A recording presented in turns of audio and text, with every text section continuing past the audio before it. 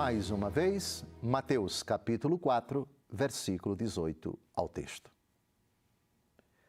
Caminhando ao longo do mar da Galileia, viu dois irmãos, Simão, chamado Pedro, e André, seu irmão, que lançavam a rede ao mar, pois eram pescadores.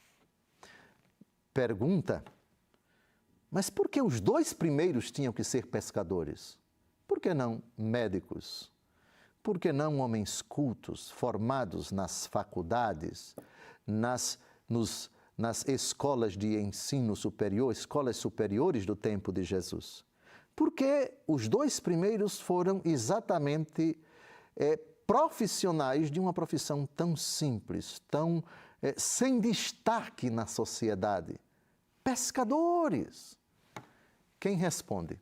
Santo Agostinho. Com a palavra, o grande doutor da Igreja, pelo qual eu, particularmente, sou incrivelmente apaixonado. Santo Agostinho responde a essas perguntas assim: se fosse eleito um douto, talvez dissesse que foi eleito porque, pela sua ciência, o mereceu. Nosso Senhor Jesus Cristo, no entanto, querendo dobrar os pescoços dos soberbos, não buscou um pescador por meio de um orador, mas ganhou um imperador por um pescador. Cipriano, São Cipriano, foi um grande orador, mas Pedro, o pescador, vem antes dele. Eita bomba! Foi ótima. Se o Evangelho fosse confiado a pessoas cultas e doutas, sabe qual seria o efeito no coração de muitas pessoas? As pessoas se convertem a Cristo porque Cristo deu dons e talentos a essas pessoas cultas, eloquentes, com o dom da palavra, com a capacidade, digamos assim, reconhecida pela formação, pela cultura intelectual, pela elite intelectual daquela época.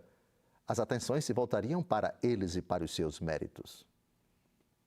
E depois se diria, o Evangelho é uma coisa que somente os imperadores, os altos, os cultos abraçam, porque os pregadores originais dessa doutrina eram pessoas cultas, inteligentes, e Jesus usou realmente esse critério elitista. Errado. Imperadores, reis, ao longo de 2000 anos, pessoas de grande cultura, de grande destaque, professores universitários, investigadores, cientistas. Pensem em todas as categorias de pessoas inteligentes que se tornaram cristãs em 2000 anos. Se converteram à mensagem de um pescador, de pescadores, pessoas incultas. Olha aqui a inteligência de Santo Agostinho. Ele não busca um pescador por meio de um orador. Isto é, os pescadores não se converteram e os humildes não se converteram a Cristo por causa de grandes oradores. Mas foi exatamente o contrário. Se alguém um dia se tornou orador cristão, foi por causa da mensagem que, no começo, foi pregada por gente inculta, por gente sem prestígio. Os Atos dos Apóstolos vão dizer que Pedro e João eram homens sem instrução.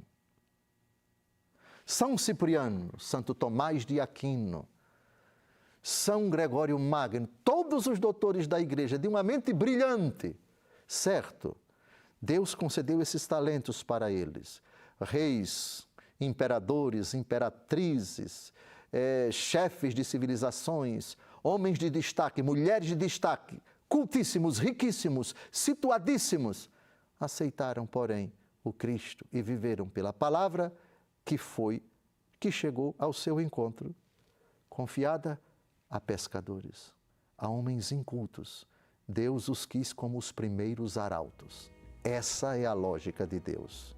Converter grandes pela simplicidade e ignorância de pobres pescadores.